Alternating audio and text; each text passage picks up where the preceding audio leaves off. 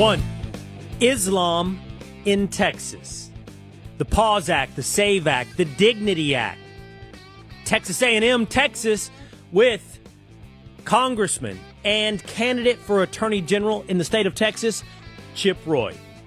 Two, Michael Chandler will fight on the White House lawn for America 250. He'll take on Conor McGregor. But first, this weekend on Fox Nation, real American wrestling. Freestyle. Three, comedian Vince August on how Thanksgiving has become a day of mourning.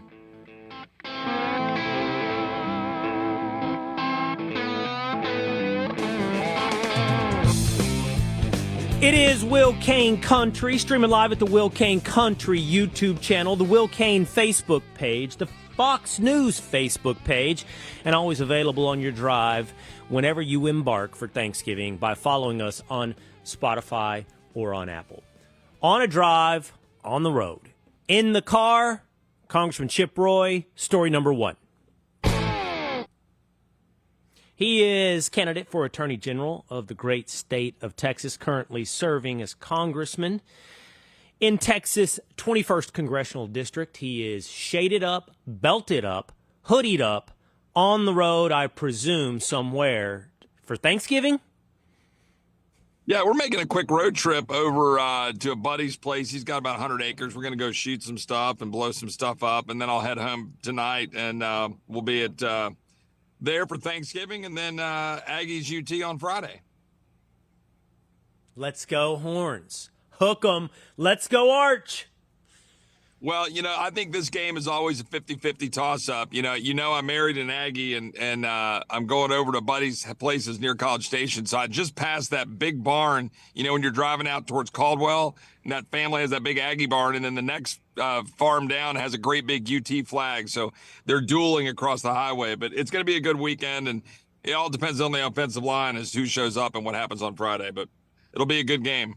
It's one of my favorite things about Thanksgiving is the intra-family rivalries and battle. At my Thanksgiving table, I will have Baylor, TCU, Texas Tech, Texas represented. I don't think I have a single Aggie, though, Congressman. Not a single Aggie in the family, not welcome at Thanksgiving. We've got them all. My dad's a Red Raider. We've got Baylor. We got A&M. We got Texas. I don't think we got any SMU. But anyway, we cover a lot of the state. All right, Congressman Chip Roy is also running for Attorney General of the great state of Texas. I got a lot I want to talk to you about today. There are some serious issues, and they somehow all tie together. There is the SAVE Act. There is the Pause Act. Yesterday, I had a debate with Congresswoman Maria Salazar on the Dignity Act. But I think I want to start, actually, with your candidacy for Attorney General, and here's why. This is a growing story. It is a difficult story. It's a story where you and I have had a few conversations. I've had a conversation with the sitting Attorney General of Texas, Ken Paxton, about this, but people are talking about the growth of Islam in Texas. The number of mosques in Texas has proliferated over the last decade. There are suggestions and concerns about communities implementing Sharia law, and of course, people are familiar with, I think at this point, the epic development outside of Dallas designed around a Muslim-centric life. It's not the only development in the state of Texas. It's not the only development in the United States like this. And there are a lot of concerns. But the conversation, I think, ultimately has to go here, Congressman. What can be done? What can be done with the Constitution of the United States? Well, we don't have to do anything with respect to the Constitution of the United States other than honor it. But we have to keep in mind that let's take a step back at what we're talking about. I just read a story yesterday about a poll that was conducted in France that said something like 50% of the Muslims in France were sympathetic to and supported the Muslim Brotherhood. Let's just think about what we're dealing with here. We're dealing with effectively a political movement, a political effort to Islamify Texas and the United States. It is designed for a more command and control style to what they're trying to do with respect to building a majority, to then implement Sharia law, and ultimately to convert people. That's the goal. And they're pretty open about it. And you know that, and I know that. And the issue here is under our Constitution, you can believe what you want to believe. It is a fundamental part of the First Amendment. You and I both studied it in law school. We both know it as students of history in our country. But at the end of the day, when you've got something that is undermining our rule of law, undermining our Constitution, purposely designed to upend Western civilization, that is a political movement, and we do not have to allow more people to come in who adhere to it, nor do we have to allow the creation of communities, of developments that are exclusionary and designed to implement Sharia law and so forth. So I support Attorney General Paxton in trying to target Epic.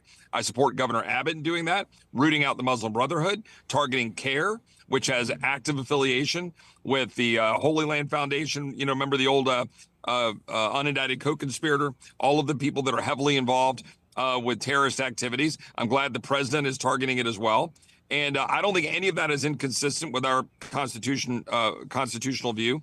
But as we enter Thanksgiving weekend, understand importantly, our Judeo-Christian heritage serves at the center of who we are as a country. And we have to remember that even as we protect the Constitution and the First Amendment, but we've got to remember to protect our culture at the same time. Trigonometry, a podcast hosted by, in part, Konstantin Kisin, quoted recently a poll out of the UK that showed 30% of Muslims in the UK support the implementation of Sharia law, highlighting the problems of mass migration and highlighting the problem of the coexistence between Islam and Western civilization. The invocation of the Constitution of the United States is because of as follows. We need to have the conversation about immigration. You've addressed it here. Who do you allow into the country? At what numbers? Is it consistent with the tenets of Western civilization? Let's presume for a moment we can get a majority of the American public to agree that much like throughout American history, we should maintain quotas and conversations about who, what, where is consistent with the values of America. Then there is, what do you do about the people already in America? Now, if you're creating a development, perhaps like Epic, that is exclusionary, that does exclude people on the basis of religion or ethnicity, that's inconsistent with the United States Constitution. Seems like a pretty easy, open and shut case for you as Attorney General and for ultimately perhaps the Supreme Court of the United States. If you are implementing Sharia law in neighborhoods, an extrajudicial form of law for certain communities, I think that also would be, if not easy, a very winnable case as Attorney General or ultimately at the Supreme Court. But I do wonder, does the First Amendment of the United States not protect these communities from gathering, from living together, from creating a way of life, from opening a mosque? And the very thing which we value is the thing that ultimately protects them from creating a community, an intra-civilization that, yes, very well, as played out in various experiments from France to the UK to Dearborn, Michigan, is inconsistent with the values of Western civilization. Well, these are all important questions, and you noted the immigration question earlier, and I won't dwell on that too much because you're asking a specific question about the law. But on the immigration side, remember how important it is for us to implement that immediately. I mean, that's why I've called on the Pause Act, pause immigration while we sort this out. That's why I've introduced legislation to deal with vetting people for their adherence to Sharia law. And by the way, let's remember that in the 1920s, America basically pushed pause on immigration so that we could deal with assimilation, right? And by the way, that was assimilation of cultures that were much more similar, right? European folks that had moved in the late 1800s, early 1900s. You have German populations, Polish populations, Irish populations, all these different populations, but largely wanted to assimilate, wanted to embrace the American culture.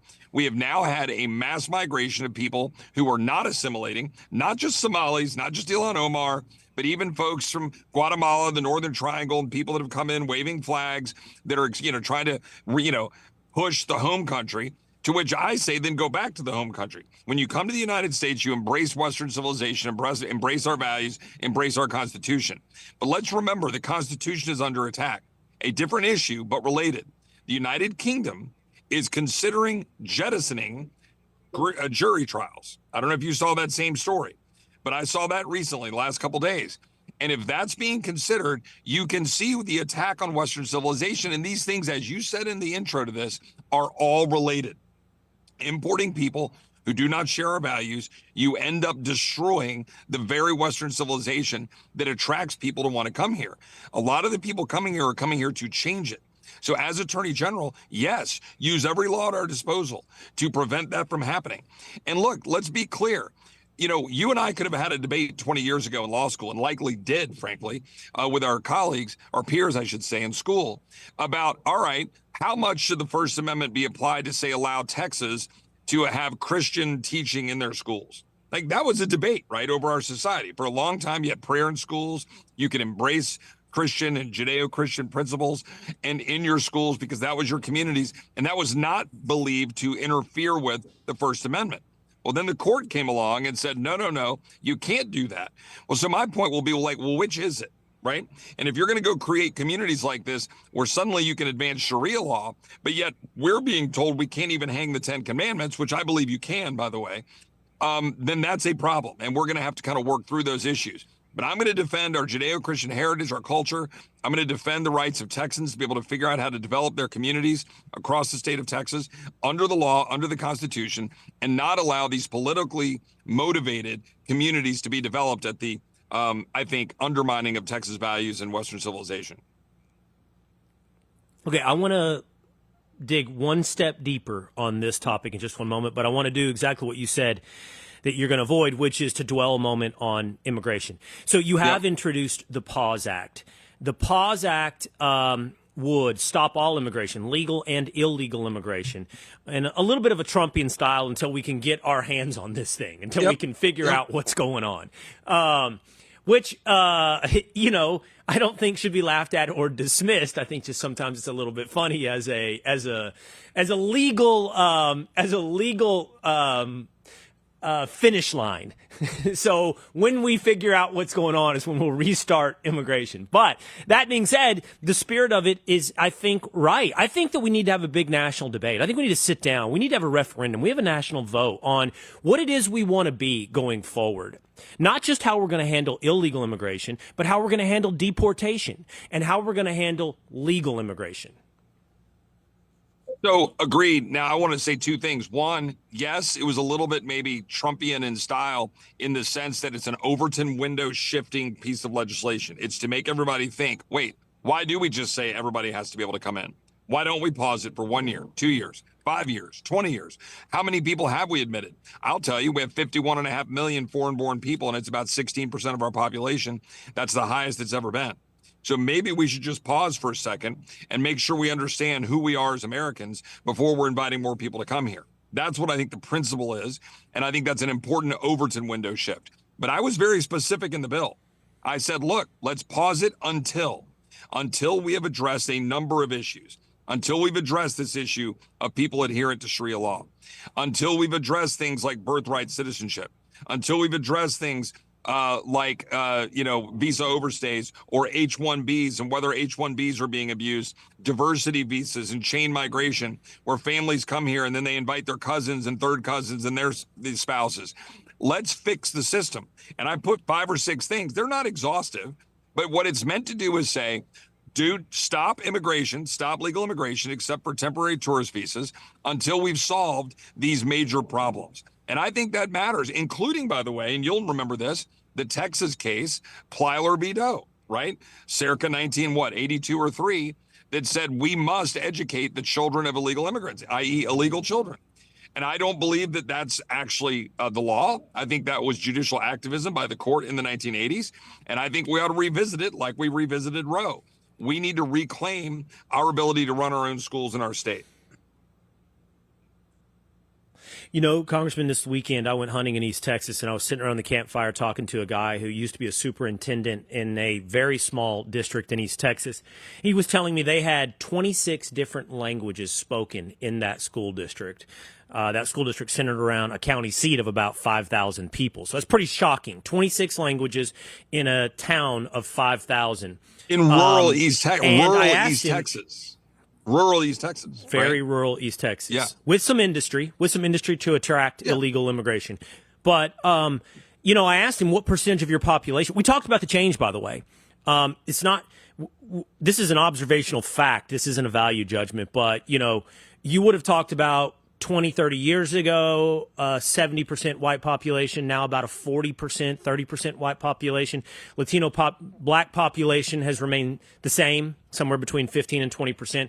And of course, the Latino population has exploded. I said, what percentage do you think are illegal immigrants? Well, he said, the children are not illegal because of birthright citizenship, as you talked about. But the parents, what are we talking about? Over 50%.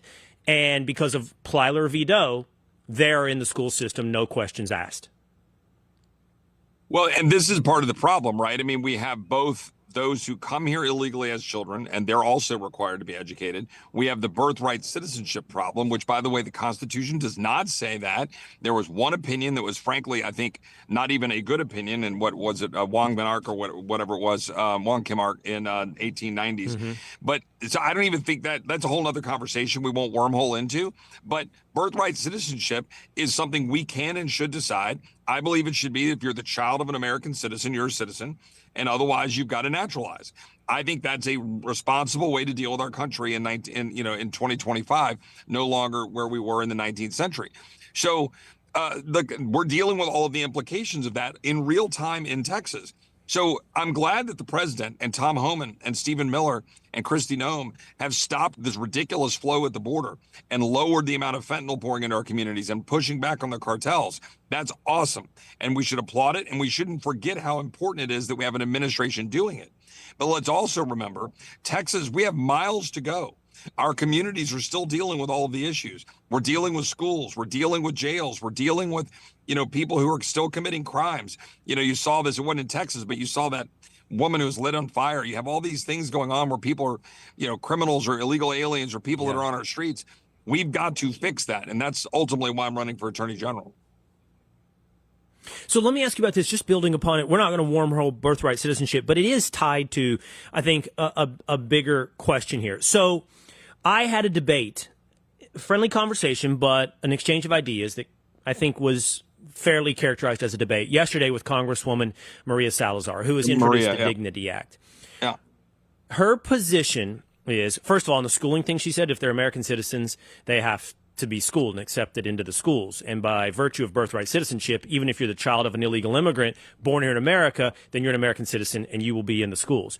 But the conversation was largely, Congressman, about not the bad hombres, not the worst of the worst, and not the picture painted by the left of American citizens being deported, but the real meat of the issue, which is the illegal immigrants in this country who may or may not be good people or bad people, who are working in the shadows, who you and I both know are committing other crimes than simply illegal immigration. They are committing identity theft almost invariably in order to pay taxes. They've bought a fake or stolen Social Security number and so forth. So there are other crimes, but what to do with them? Now, currently the Trump administration is trying to deport them, right? Salazar says impossible. It's just logistically impossible. So her thing is, I want to introduce this bill, which I'm sure you're familiar with, and just for the audience's edification, it's like if you've been here more than 5 years, so it doesn't qualify for anybody who's here basically since Joe Biden became president. If you've been here more than 5 years, you pay $7,000 in restitution over a 7-year period. You never become a legal citizen. You never get any benefits like Medicaid. You pay taxes. Then you can become a lawful permanent resident and work in America. And her argument to me is twofold, Congressman, and I want to hear your rebuttal or response. Maybe you agree. Is logistically it's impossible to deport, A, and B, it would crush the economy on a labor force that is needed if you were successful in deporting. So what do you say, Chip? Well, here's what I would say. This is nothing new. This conversation has been being had for decades, but particularly over the last 2.5 decades. I was a part of the debates as a lawyer in the Senate Judiciary Committee during the Bush years when we were talking about these issues in 2007 and 8. I was a part of these conversations in 2012 with the infamous Gang of Eight, and I was working as Senator Cruz's chief of staff. I was a candidate for Congress in 2018 when you will remember Goodlatte 1 and Goodlatte 2 and all of the fight over those issues. There is nothing new under the sun. And with all due respect to Maria, and I'm familiar with what she's trying to do with the Dignity Act, this is not new, and we shouldn't approach it as new. And in fact, Republicans have finally broken the back of the normal losing model in Washington, where we get hung up in, quote, comprehensive immigration reform and don't do our job to secure the border. We broke the back of that, obviously, by President Trump winning and getting Tom Homan and Miller and Kristi Noem and everybody in ICE and Border Patrol doing their job. And so now we're deporting people and securing the border. And guess what? We've actually stopped the flow, and we're actually removing people. They say you can't. Yes, we can. I'm very well aware of prosecutorial discretion. As you know, I'm a former federal prosecutor in the U.S. Attorney's Office. And you know what? DHS has to make their own decisions of prosecutorial discretion. And I think you do that, right? You target, as the administration has said, as Tom Homan has said, you do target the most dangerous. You do target where the gangs are active. You do target Tren de Aragua. You do go after everybody that you think is the primary focus. But in the process of doing that, you're going to run across more sympathetic figures. I get it.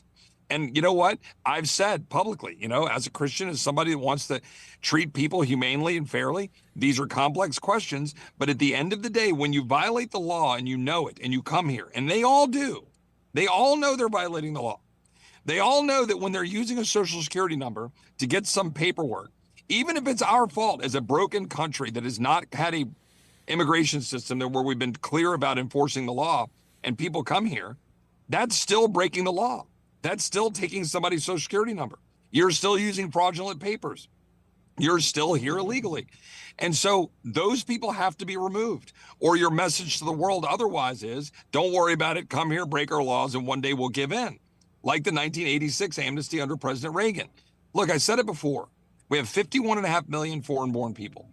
Our country cannot continue to do this and sustain as a sovereign nation. And with all due respect to Maria, we're doing a good job by focusing on security, by removing predominantly bad actors and anybody who's here illegally that gets caught up. And the last point I'll make, we passed H.R. 2 in the last Congress. We have not yet passed that this Congress. I think that's a mistake. I think we need to make very clear, as we did then 2 years ago, that we are serious about security. We're going to end asylum abuses and parole abuses. We're going to end catch and release. We're going to codify that, codify what Trump is doing. We're going to implement E-Verify, and we're no longer going to be a country that doesn't defend the rule of law. That has to be our message. If it's anything other than that, as Ronald Reagan wrote, one of his few regrets as president was that amnesty in '86, which opened the door for a mass flood of humanity to come to our country. Speaking of this, the SAVE Act, which passed the House back in the spring, passed on to the Senate, which would require proof of American citizenship for voting. And it looks like, one of the main focuses is to plug up these backdoor channels from a lot of blue states that allow, basically illegals or people who cannot prove their citizenship to vote in local elections and then move on, possibly registering them for federal elections. What's the update on the SAVE Act? Well, we passed taking a step back, I introduced the SAVE Act a year and a half ago, working closely with Cleta Mitchell, whom you probably know, who's one of the best election lawyers in the country, dear friend of mine, who's, by the way, endorsed me for AG. I'll throw that in there. And Cleta is a good friend, and we worked hard to build this piece of legislation as a targeted matter. To be clear to everybody listening, it doesn't solve every aspect of the abuse of our election system that we need to solve. We need to deal with mail-in ballots. We need to deal with trying to have same-day voting. We need to deal with, all of those issues. But paper ballots or not. But this bill simply says that only American citizens should vote. So when you register, you should have to demonstrate your citizenship. And it has ways for states to manage the complexities of that. It's pretty straightforward. Take your passport or a real ID and paperwork to prove it up. Whenever you next have a change in status, you get married or you move or whatever. And it's not complicated. And we have to do that for so many different aspects of life. So we passed that bill out of the House last summer in the middle of the election. The Senate failed to pass it because Chuck Schumer rallied Democrats in opposition. We then repassed the SAVE Act earlier this year. And again, the Senate has not moved it because Chuck Schumer said that they'll kill it. I suspect John Thune will force a vote on it at some point. But this is common sense stuff, and we ought to be trumpeting it and forcing Democrats to have to own that they are against making clear that only American citizens should vote in American elections. And then we should go further.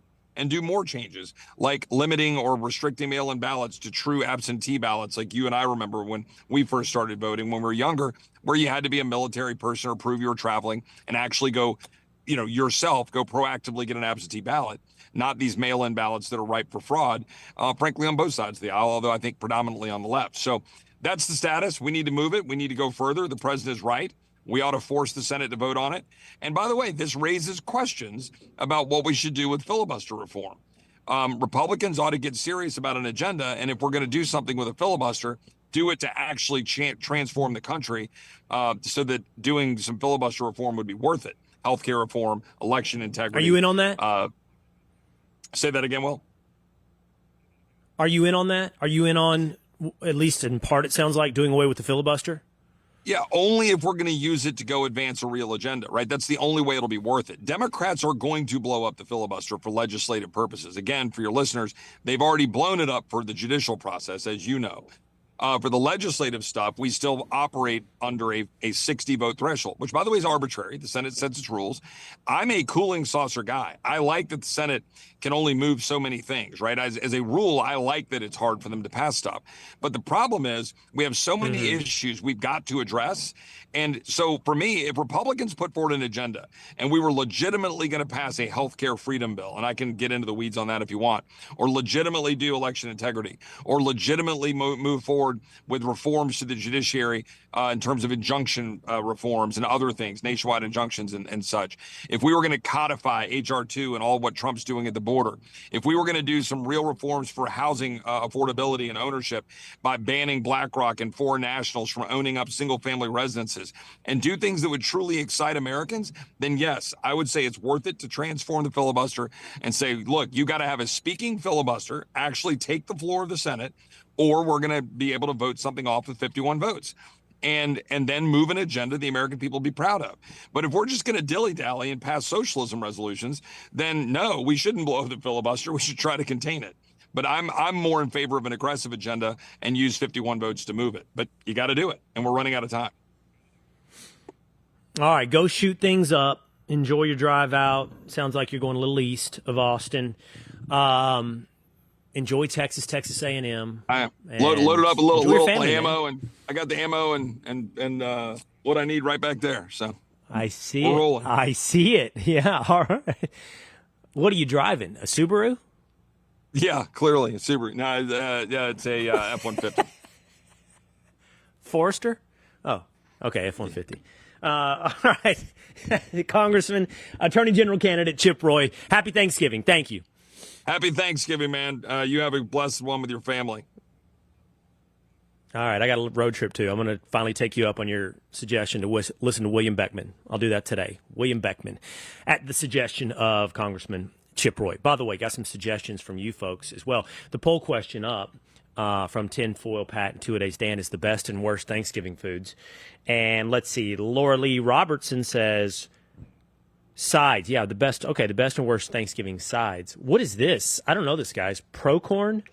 No. Pro corn. Patrick put out a poll if you're pro corn or anti corn on Thanksgiving. So that person's saying they're pro corn. I'm pro corn. Yeah. Who's anti corn? I don't know. That's anti-American. Stuffing and candy yams. Yeah.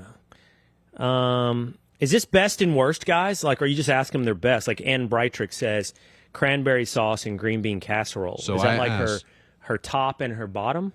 So the question is, what's your favorite Thanksgiving side dish? I did mashed potatoes, stuffing, sweet potatoes, yams, or green bean casserole. Yeah. Stuffing's leading the. Yeah, I like what Michael Knight says. Not stuffing. In the South, it's cornbread dressing topped with turkey gravy. There is no comparison. All right, we'll get into that.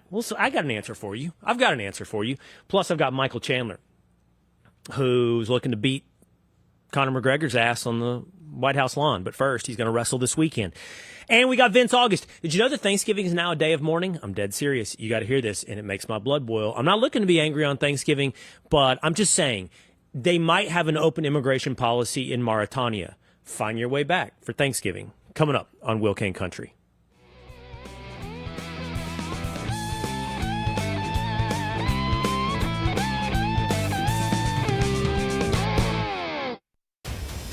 I'm Benjamin Hall, Fox News senior correspondent and New York Times best-selling author, and I'm searching for heroes.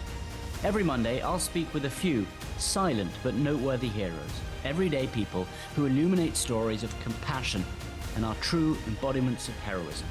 Make sure you subscribe to my podcast, Searching for Heroes with Benjamin Hall, wherever you download podcasts, and please leave a rating and a review.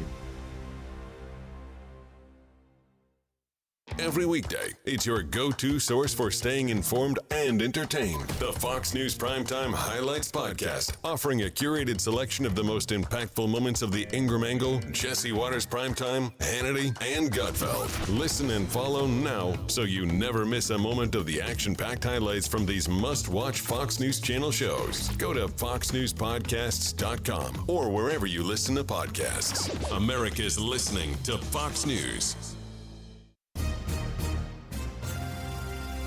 From around the world, Trey Yingst, joining us from Tel Aviv, Israel. To Washington, I'm Mike Emanuel. To your own backyard. If a story impacts you or your wallet, we're on it. It's the Fox News Rundown. We give every story the deeper look it deserves with must-listen interviews and smart analysis from the voices you can trust. Start your day with the Fox News Rundown. Listen and follow now at foxnewsrundown.com or wherever you get your favorite podcasts.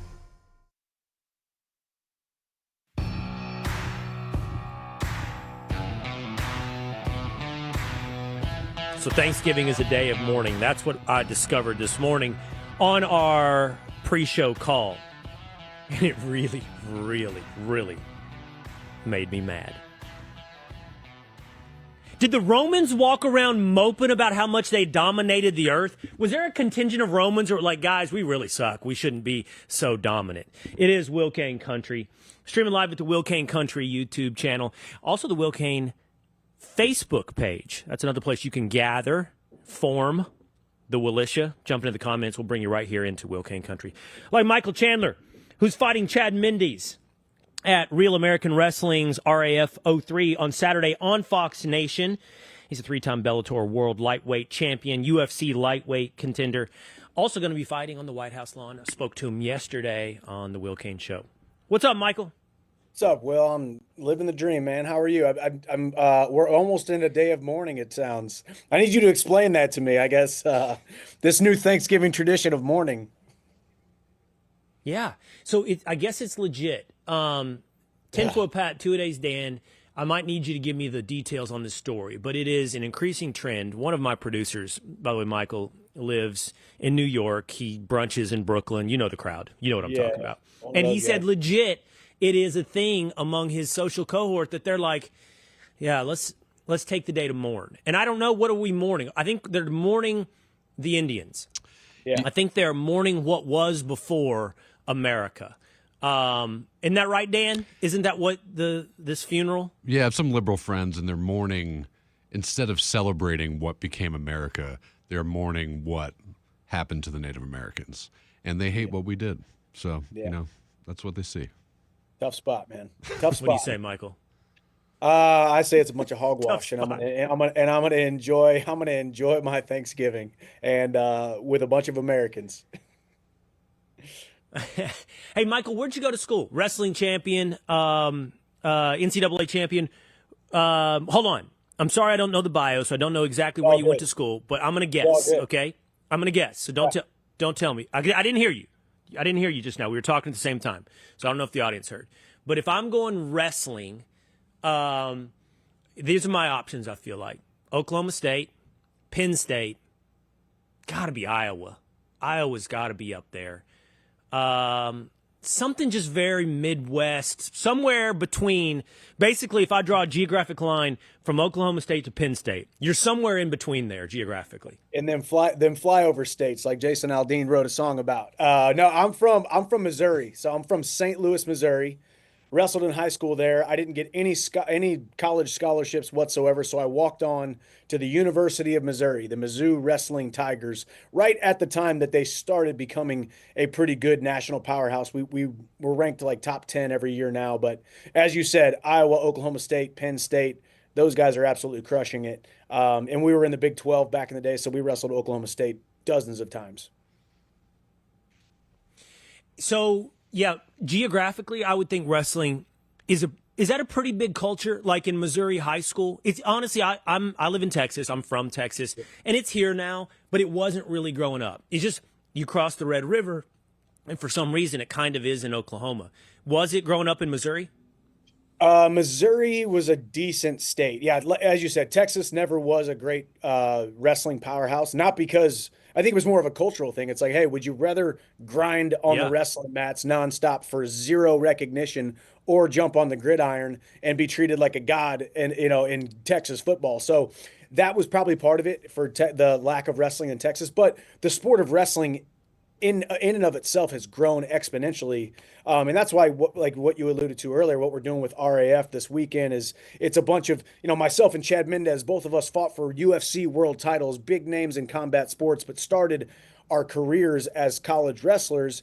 And then there's also a bunch of other big names, both current international wrestlers, as well as some other fighters as well. So just the sport of wrestling, with the emergence of social media and young kids getting access to watching and seeing matches and seeing professional athletes at a very young age, the sport of wrestling is growing a lot and growing exponentially. And of course, the NIL, the newness of the NIL deals over the last couple of years have helped as well. But the sport of wrestling is growing, but it's still we're still a struggling sport in a lot of ways compared to the big four.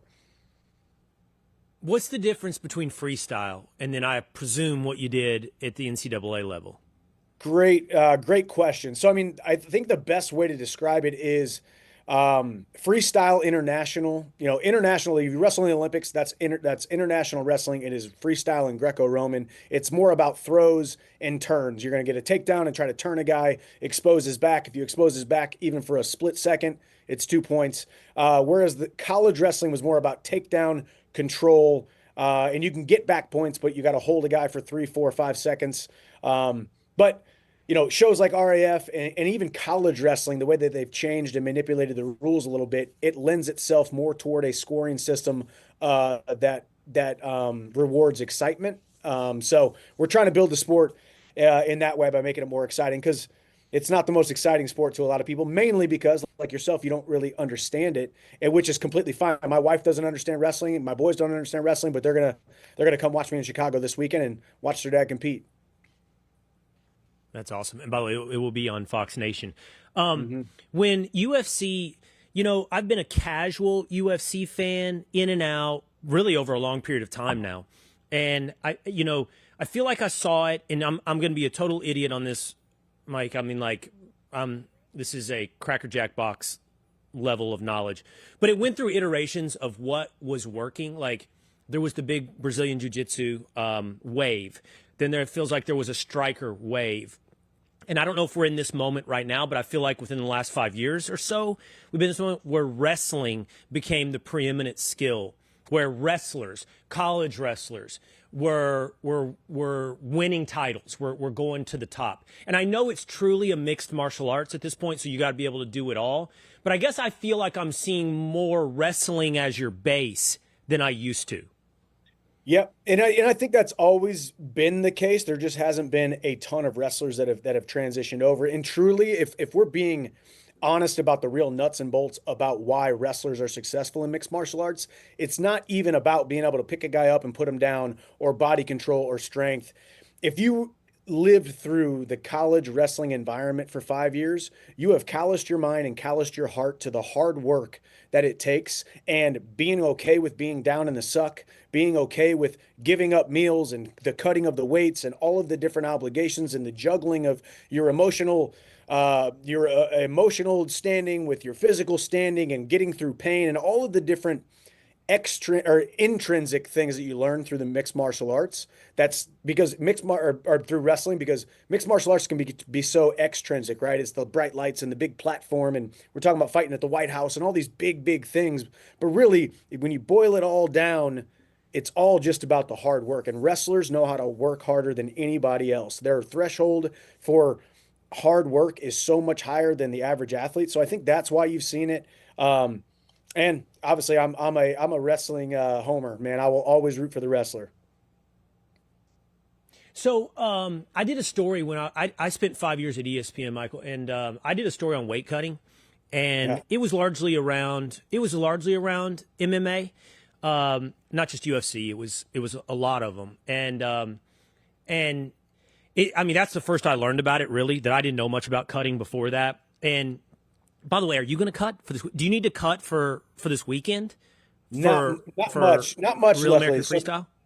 Yeah, good question. So that was one of my stipulations. Number one, I wasn't going to be away from my family on Thanksgiving, so I get to do a virtual weigh-in. And I think I'm a pretty trustworthy guy. So, I mean, my reputation is like, well, if Chandler says he's going to make weight and he's going to send in a video, he's going to make weight and do it right.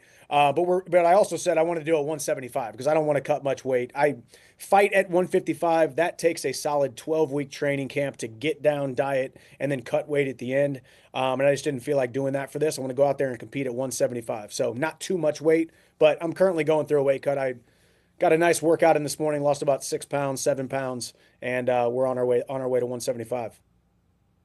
So you're cutting 20 in 12 weeks. How much of that is in the last, 3-4 days? How much of that is the water weight cutting that I know so many guys do in that really short period of time? It's a good question. So it's actually, I go from 190 to 155. So that's 35 pounds. Now, granted, as soon as I get into a training camp, clean up my diet, cut out all the stuff that's not great for me, and I'm doing 2 workouts a day, 3 workouts a day, my body comes down and kind of settles at 177, 180. So I am cutting about that last 20 to 25, just by smaller meals, living at a calorie deficit, meaning the amount of calories that I eat, I'm actually burning more calories than I eat every single day. It's the most unenjoyable part of the sport for sure, but it's kind of a necessary. What about sweating it out? Are you doing the hot tubs and the sweatsuits and going for jogs, wearing the suit? You doing all that as well? Yeah. So at the end, probably the last 48 hours is when we kind of do a water load. I'll actually load my body up with water, kind of trick it into thinking it's really, really hydrated. So it's trying to purge all the water. And then as it purges it all out, I drink about 16 to 32 ounces of water that last 24 hours. And then all of a sudden my body realizes, before it realizes it's dehydrated, it's now become dehydrated a little bit. And then we're still bringing in electrolytes. We've gotten it down to a science. And honestly, the UFC PI, which is the Performance Institute, they help us out a lot with our weight cuts. At least I have a personal guy who is at my training sessions and helping me manipulate the water, add in electrolytes, making sure we're doing it as safely as possible, because my body doesn't want to be in the 150s. It does not want to be in the 160s. It's barely happy in the 170s. It's happiest in the 180s. So, but life is a series of trade-offs. Well, on that note, that's one of the reasons I ask you, like, how do you feel? It's so wild to me that guys do that and then turn around within, really, what is it from weigh-in to fight? Isn't it like 24 hours?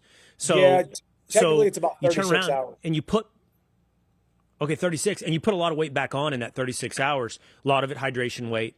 But what does that feel like? Like, everybody knows what it feels like to be a little dehydrated. You get a headache, you feel low energy, you feel terrible, man. You've got to feel your mood. What's your mood like when you're going through that? Ignorance is bliss. You just ignore it, and if you ignore it, and you know it's something that you have to do, life is defined. A man or a woman is defined by doing the things that you need to do and not the things that you want to do. We all know what we want to do on a daily basis. Wrestlers especially have just gotten really good at focusing on the standard, setting a standard and holding the standard. But yeah, you don't feel good. If I really had a bead on the inner monologue of my body, of how it actually feels, rather than letting my mind take control and just gritting through it, yeah, I'm in a pretty tough spot. I'm not happy for weeks on end, which is why I don't like to be around my wife and my kids. Because you got to go to a different place, kind of. You're a different person. I am not the father that my children deserve or the husband that my wife deserves whenever I'm in that state. So kind of keep them separated completely, and then once I get back hydrated and get food back in me and go do the fight, then I can reintroduce myself back to the family. It's so wild to me, and we got to move on. We will move on, but it's so wild to me that then you're supposedly at peak condition 36 hours later. So you go from this horrible physical state, and I'm sure you're not peak. You can't come back to full. So it's kind of wild. You're actually not competing at peak, I would assume. You can't get back there in 36 hours. Yeah, I would assume as well. I actually just had this conversation with some guys I'm training with right now, just wondering who I am or what I would compete like had I never cut weight. You know, and every weight cut is different. Mine are probably more consistent than most people. You know, if you did that study or that story back in the day, the biggest problem is we lack discipline as a society, and I think so many people think they can just crash diet it at the very end, crash dehydrate it at the very end, and that's where you really see your body suffer. I've done it as disciplined and as arduous as possible in order to be the best version of myself on fight night for all these years. But there's no telling where I would actually be or how well I would actually compete not cutting any weight at all. Yesterday on the Will Cain Show, we were talking about you wrestling on the White House lawn. We played a clip from Dana White talking about that the fighters are going to emerge from the Oval Office, which is awesome. And he on a clip and you live with me yesterday said it's literally a once-in-a-lifetime opportunity. But then you said something interesting. You said, until Elon puts an octagon on Mars. And I got to think about it. It's really fascinating. I mean, I don't know if that might happen in our lifetime. I don't know if it'll happen during your playing or your fighting career.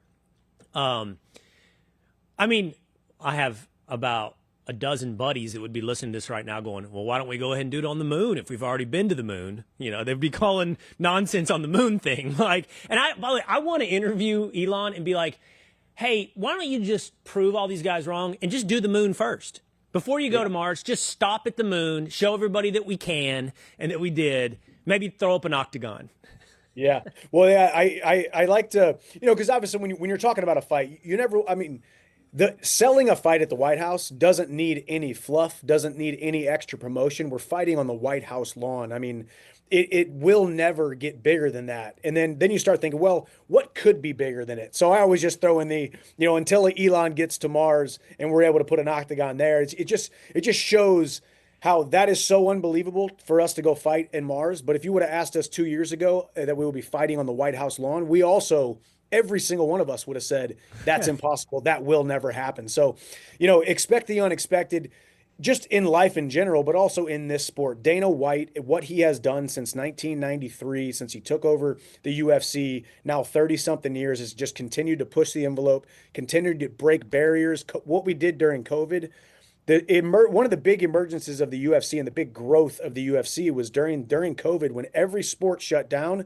Dana found a way, secured an island, Yaz Island in Abu Dhabi, and did all the, you know, I fought there once, went there twice, weighed in once, fought there one time. People in hazmat suits, COVID tests 2-3 times a day. They found a way to keep the sport going. He found a way to keep his staff paid. He found a way to not furlough and lay off anybody. So it doesn't surprise me when you got Donald Trump and Dana White getting their heads together. It's not surprising that we're going to be at the White House, but here we are. A couple months away, hopefully in, I think, June, they said. So we'll see. All right, so that's next summer, but this weekend you can tune into Fox Nation. It's on Saturday. It's Real American Wrestling. It's freestyle wrestling, and Mike will be taking on Chad Mendes. We really appreciate the conversation, Michael. It's good to hang out with you. Thank you. Yes, sir. Thank you, man. Appreciate you, Will. Have a good one. All right, root for Mike this weekend. I don't know Chad, but now I've talked to Michael twice, so we'll be rooting for Mike. Okay, let's take a quick break and then come back with Vince August. And let's break down this Thanksgiving is a day of mourning. I think Vince is Italian, so what special dish does he bring to Thanksgiving? Coming up on Will Cain Country.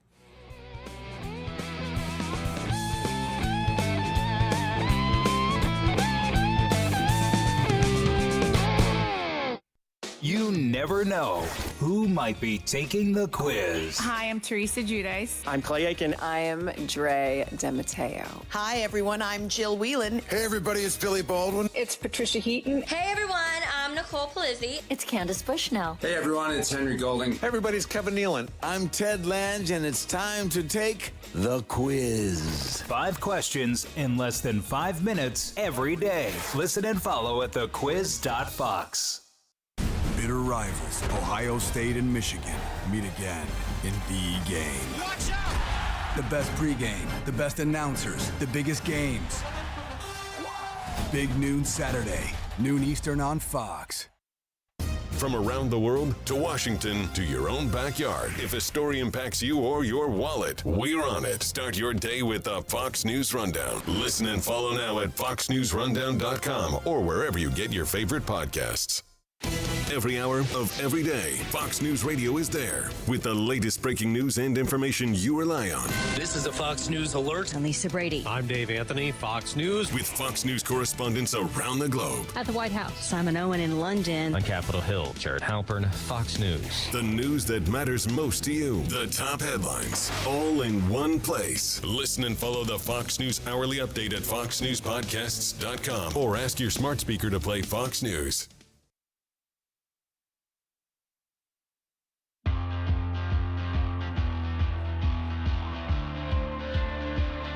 All right, for real, Thanksgiving is a day of mourning for the left. It is Will Cain Country, streaming live at the Will Cain Country YouTube channel, the Will Cain Facebook page. Also, follow us on Spotify or on Apple. I was talking with Congressman Chip Roy. Congressman Chip Roy is a big fan of William Beckman, and I played him in the studio the other day over a game of bumper pool because he did this Mexican song. It's so good. He's from Del Rio, and the Congressman's a big fan of William Beckman. And it got me thinking, real quick, 2 days at the campfire on the squirrel hunt, this came up, and I found out I'm not alone. I very rarely, and I'm sorry, I don't know if this is sexist, but it just is true. I rarely listen to women singers. It just doesn't speak to me in the same way that a male singer does. I think it's about connection, right? Is it somebody who's speaking for you? Do you know what I mean? And so... But that doesn't mean there aren't women singers that I like. I really like Leanne Womack. She's a country singer. She's great. Very good. But I can say this. For the first time in my life, my favorite song, the one I play on repeat right now, is a female, is a woman singer. And she is incredible. And at the campfire, she was described as hypnotic. And do you know who? See if you can guess, 2 days. Who is it? She's my number one. Lana Del Rey. No. Ella Langley. I don't know who that Ella is. Langley is awesome. Oh my gosh, the song "Choosing Texas." It's her hit out. It's really popular right now, and it is incredible. And for the first time ever, it's like, no, I'd rather listen to Ella Langley right now than I don't know. You like whatever Jody else I Messina? listen to. Cody Jinks. 90s? Heads Carolina. Heck yeah. Tails California. Heck yeah. Yeah, I like little Joe D. Messina. I like little Vince August too. Vince August is a comedian. He joins us often here, former judge on Will Cain Country. And we welcome now in Vince August. Happy Thanksgiving, Vince. Happy Thanksgiving, brother. I like the way you say Italian. I feel like I'm being pulled over by an Alabama state trooper. What? Are you kidding me? Well, boy, you from New Jersey. Are you Italian? And you don't listen to women singers? You're almost my age. You don't remember the group Heart? Are you kidding me? We had that poster on our wall, Will. I don't care if you listen to them or not. I don't dislike women singers. Like a little Blondie comes on. Yeah, to your point. Like I like some of that stuff, right? It's just not like I don't get into the car, open up Spotify, and be like, put on Heart. I just don't go there. And I made a whole playlist of my favorite country songs, and I think it had like 3 or 4 women on it. And I'm sorry, I love Reba McEntire. She's great. Fancy's one of the greatest country songs ever. I'm a big country music guy, Vince. But this Ella Langley, man, she's rapidly rising the list. I could never tell you're a big country music guy by the way you say Italian. That's a shock to me. I got to be honest. That blew me away just now. Here's the story. It was probably 2012 Republican National Convention. I'm doing a show for The Blaze, and we're doing an interview with the then governor of Texas, Rick Perry. And I remember vividly him saying Italian, and it tickled me to death. And I thought, and he wasn't doing it for any reason, not to be negative, it's because how Rick pronounced Italian. And ever since then, I do it every once in a while intentionally because I just think it's funny. Italian. Listen, well, as you can imagine, for Thanksgiving, we do turkey Parmesan, we do spaghetti. We don't do anything American. It's all Italian. And Come the fact on. that you're looking at me right now like I'm serious just goes to show really how racist you are. You're telling me you don't bring any sausage and peppers, no nothing. Turkey Parmesan, by the way, sounds amazing. That was really that's what sold me. I'm like, do you do a turkey Parmesan? We assimilate. Are you kidding me? What do you mean we don't do anything Italian for Thanksgiving? Of course we do the traditional stuff. Do you have an Italian flag on your front porch? American flag too, but do you have an Italian flag on your front I have an porch? Italian flag in my office. Are you kidding me? So how dare I wonder? Yeah, there it is. How dare I wonder? Vince, if Italy is playing America in the World Cup, who do you root for? Italy. See, don't you dare ever question. See, I'm on to something here. You're suspect. Why would you root for Italy over America? Nothing. You're into nothing. There's a big difference between Italian soccer being part of the culture and American soccer not being part of this culture, growing up with that. It's not like I'm wiping my ass with the American flag. It's just that's their sport. Now, if they play each other in the World Baseball Classic, let's put it this way. I'm happy if either team wins. I'm not going to be brokenhearted if the Italians somehow manage to beat the Americans. And we know the only way that's going to happen if Terry Rozier and some of those guys are involved in the game. Nope. Unacceptable. It's unacceptable. Sorry. I got a lot of friends here in Texas who are of Mexican heritage. You cannot root for Mexico against the United States. Impermissible. Wrong. You don't get to. Insane. That's not. You know, I'm not sitting here telling you you can't be proud of your heritage, your ethnic background. I'm not saying that. Italian American parade in New York City, get after it. Go, you know. Right. But when it comes to America versus, I don't root for the Welsh or the British or the Scots, whatever I am, some combination thereof. 8,000 years to trace your family heritage. My parents were born. You have to literally go. Where was anybody in your family line that didn't say Italian? My grandfather immigrated from Wales. One of my grandfathers immigrated from Wales. You think I'm rooting for Wales over the U.S. in rugby? Again, rugby. You're talking about Italian soccer is the culture of the sport and the country. It's intrinsically part of each other. Rugby, like I said, I told you baseball. Look, of course you root for America. Basketball, but not soccer. That is our thing. All right. It's always been our thing. Yeah, you're not breaking me on this, Will. Yeah. Now listen. We're watching the Olympics. We're watching the Olympics, and an Italian guy is playing bocce. And it's going up for the gold medal against an American. What is bocce? Is it two guys? Is it mano y mano, or is it a team of two? I don't even know with bocce. It's curling on sand is what it is. Yeah, it's basically so like a team of two on sand. It's like, or cornhole. I picture it a little bit like cornhole. It's a little like that. But gold medal, the Italian team versus the American team. Yes. You are rooting for, I presume, the Italian team. And bocce, absolutely. That's our thing. Okay.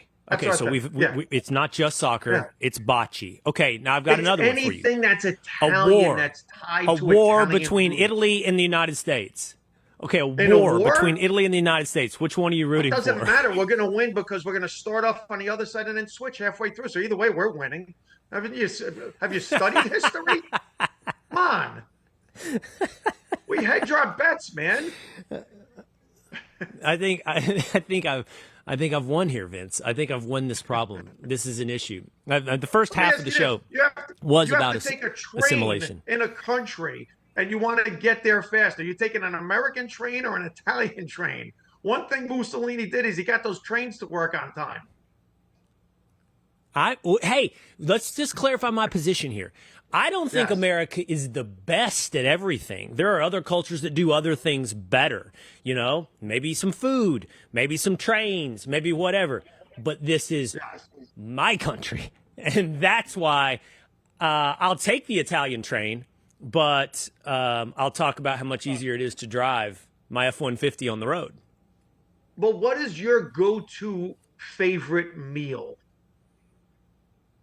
Okay, my go-to favorite meal. I got this. Yeah. It is going to be quintessentially American. For a couple years now, I've been on a big brisket kick. Like, I love a brisket more than steak. And you may be pushing me in this direction because you might have been seeing if I had any holes in my game here. I will tell you, Mexican food was really high. But Mexican is in the top 5 for me, for sure.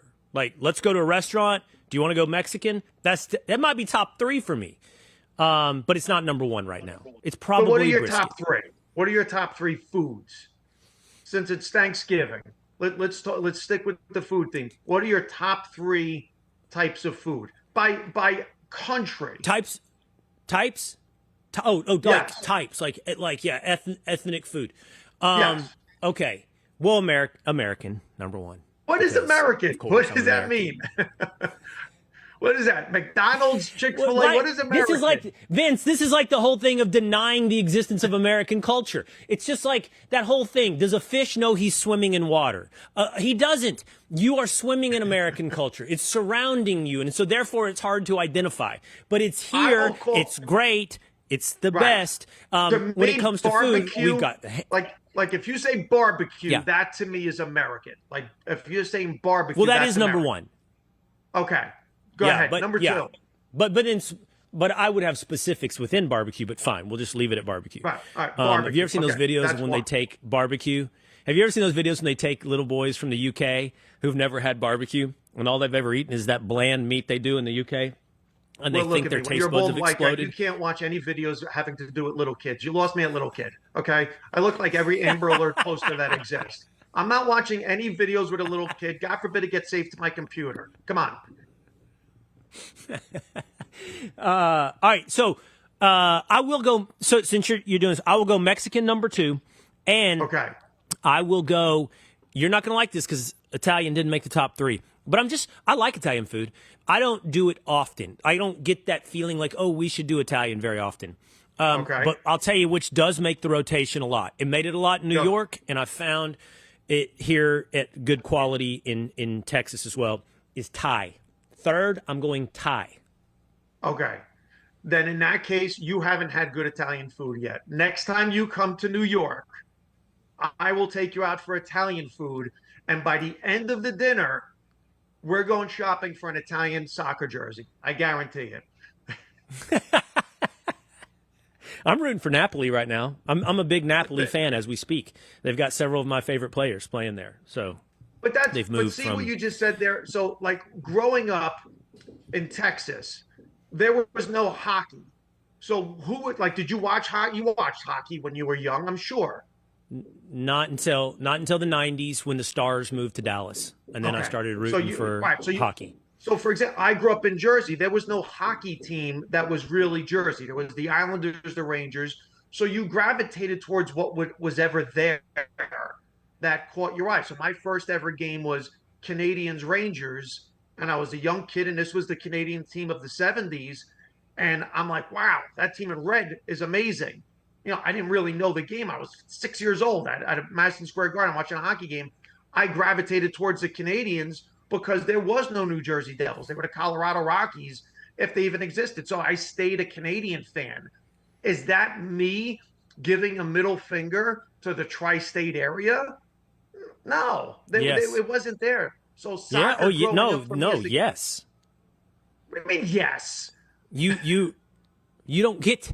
Was your dad a Canadians fan? My dad was Italian. He didn't even know what hockey was. Okay, so no. This is what I believe about sports. This is what I believe. So there was no soccer. This ties into. Okay. Listen, Vince. You've unfortunately run into an expert on this subject. Unfortunately, you've run into the world's foremost voice of authority on this subject, and they're tied together: the sports thing and the country loyalty thing. Go ahead. That I believe this is how it works.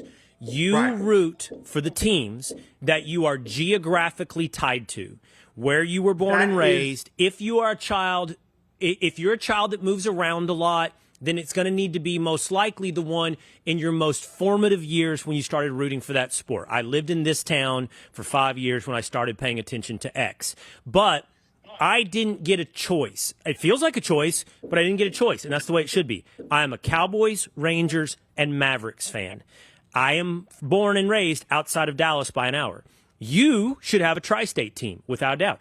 My producer, Dan, is like you. You don't get to just be a Packers fan growing up in Connecticut. You don't get to do that. That's not right. With one asterisk. The one asterisk is if your dad brainwashed you.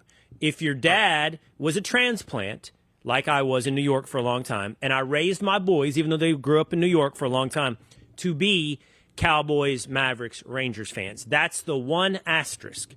But by the way, that's intra-American. And this is pro sports. Right. Okay. Not and I'm going to tell you national sports. All right. And I'm going to tell you that could probably be one of the most insane things I've ever heard anyone say.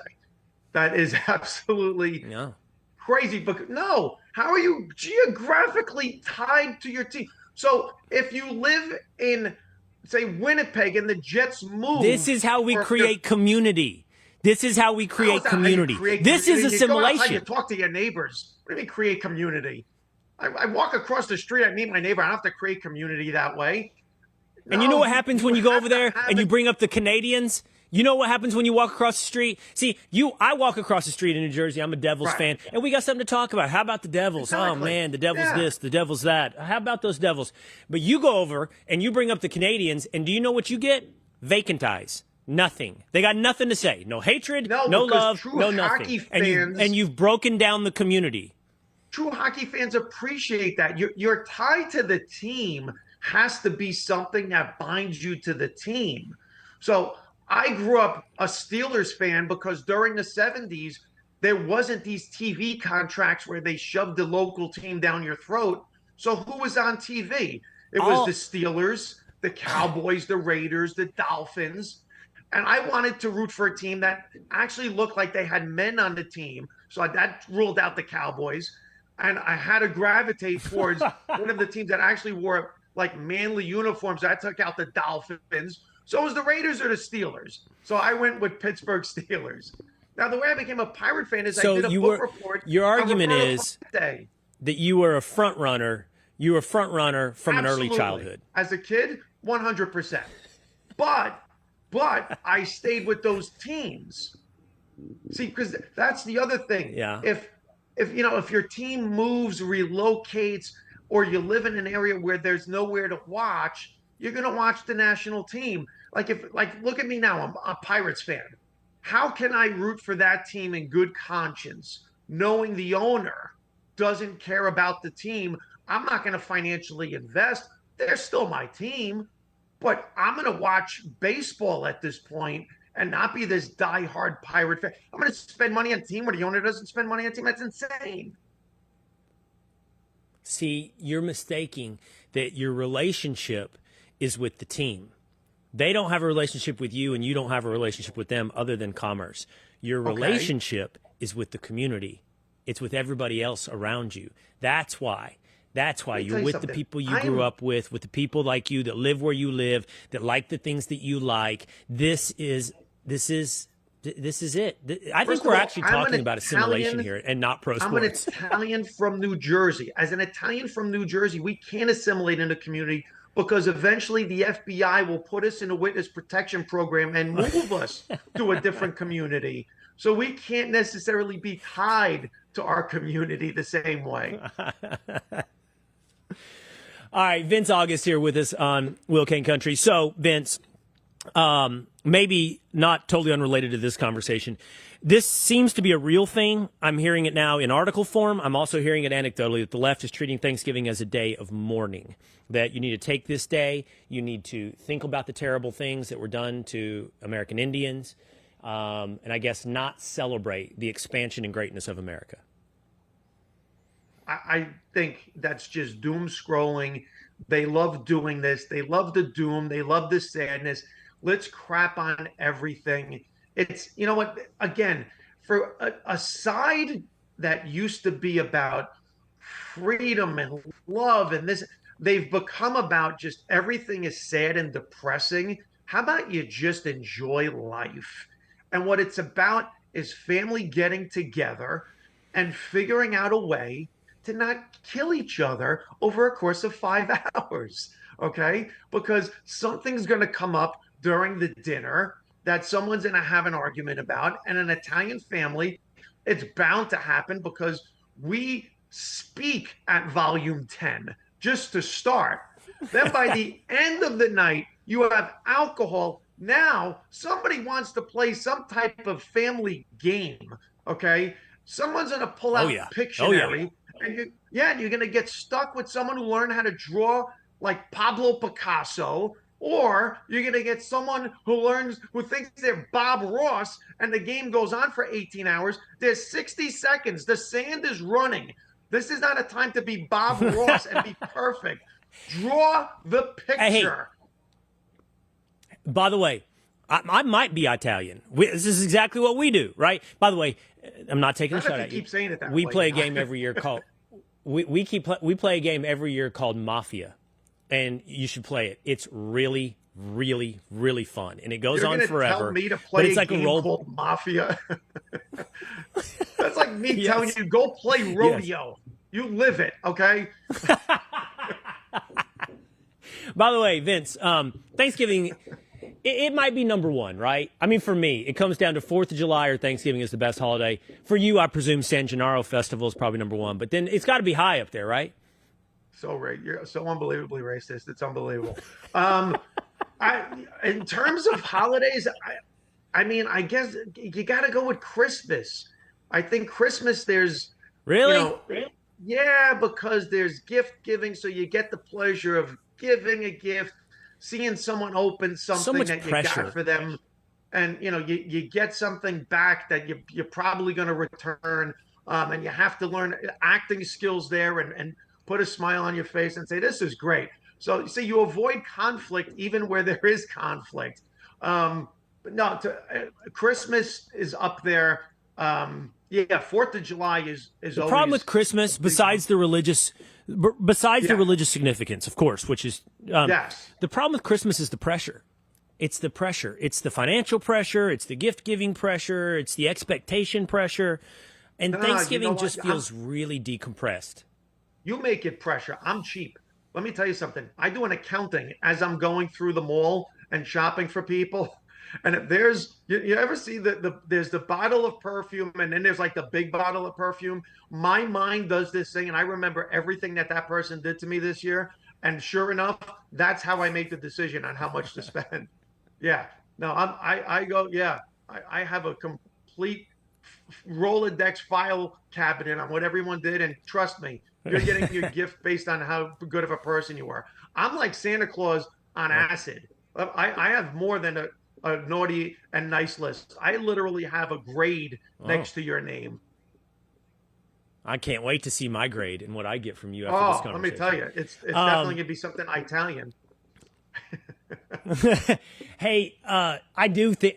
First of all, back to the story really quickly. It burns me up. Vince. It really makes me mad that there's people that think this is about. It's a stupid thing. Yeah. When it came, I know, but I'm not capable at this point of just dismissing the stupidity. Like when it came up on the call this morning, I'm like, just leave. At some point, just leave. If you hate this so much, if it's so bad, like maybe you really should at this point, just go. Just go. Maybe somebody has an open border policy. I don't know. Mauritania, go. Just go.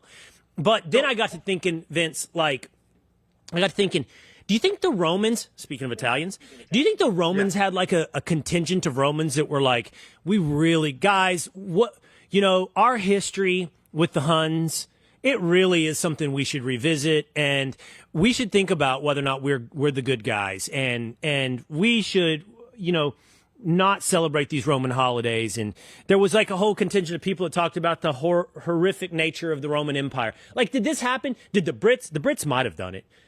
Did every world power have a segment of people within that world power going, we're actually the bad guys? Well, other than the Germans in the middle of the 20th century. I will tell you this, being serious for a minute. Now, my parents migrated here from Italy. My first language in the house was Italian. I learned English in school because we spoke Italian in the house. But my father's rule was, we speak Italian in the house, you speak English outside this house to honor the country that we live in. And my father at the time, don't forget, these things didn't exist.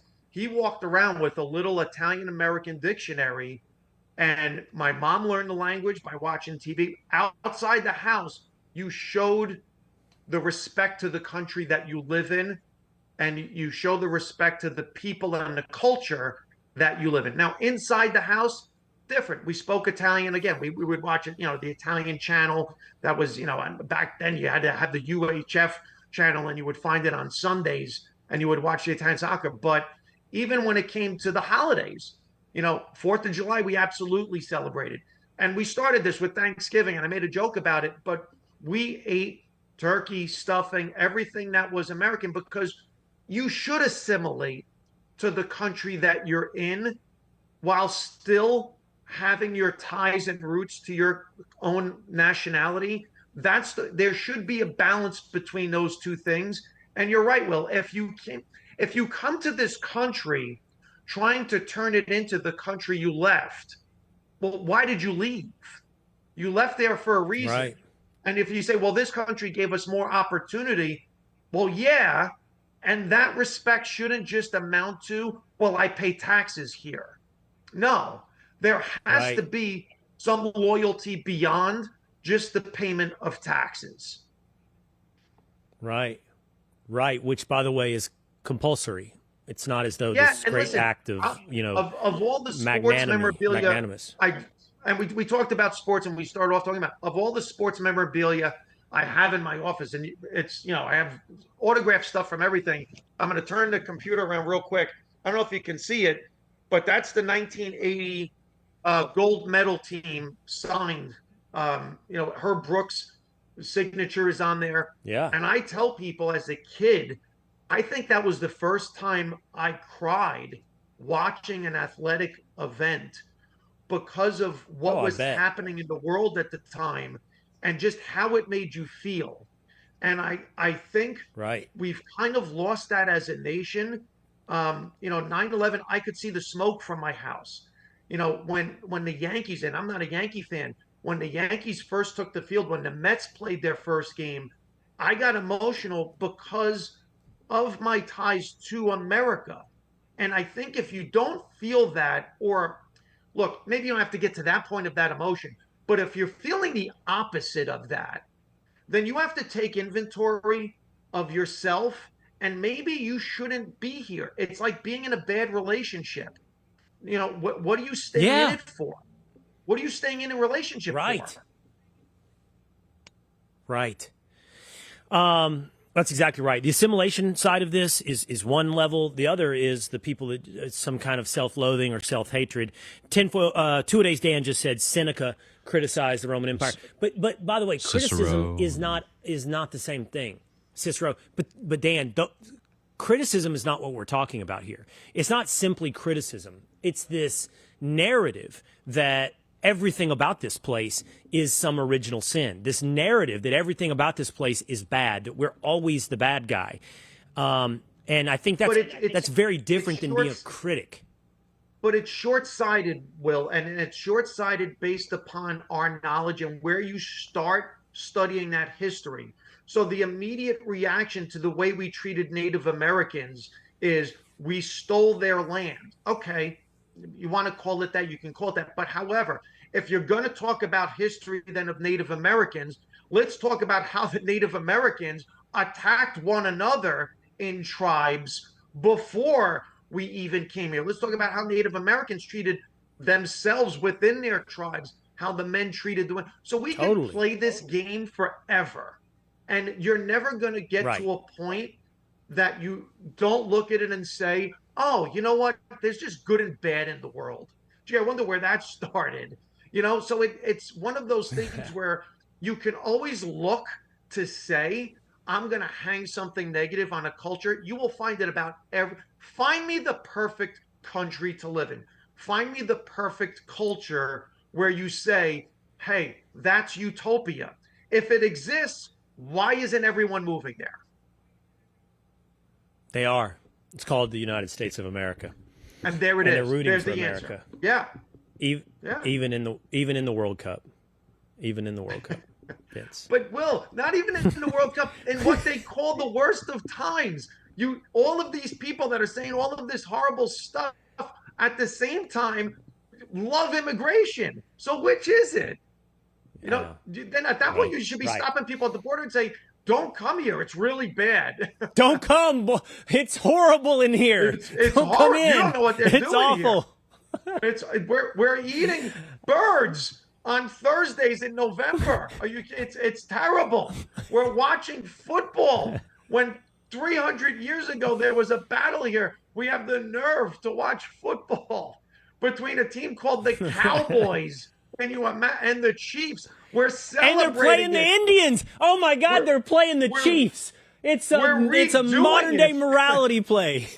We're redoing it. It's the Cowboys and the Chiefs on Thanksgiving. Come on. I don't know who has the game. Is it Fox or CBS? Will they lean into the motif? Cowboys and Indians, Cowboys and Chiefs, Thanksgiving. Will they lean into that at all? My overwhelming bet I love the way is no. We changed the Redskin name, but the Chiefs still have red helmets and red uniforms. Like, I mean, what? Well, it's crazy. It's getting thin there. All right, Vince August, comedian, former judge. Great conversation, fun conversation. See, there you go. Or just root against Taylor Swift. Root for the Cowboys tomorrow on Thanksgiving. Vince, always good to hang out with you. Thanks for your time today. Happy Thanksgiving. Happy Thanksgiving, brother. Thank you. Thank you to your whole crew for having me on the whole year. Really grateful and thankful to you guys. We're thankful to have you. All right, take care. Vince August there. And for you listening at home as well, in the Willisha, maybe you're on the drive. Enjoy it. Have a great time. Love America. Love your family. Love your faith. Ultimately, do what it's about. Be grateful. Happy Thanksgiving.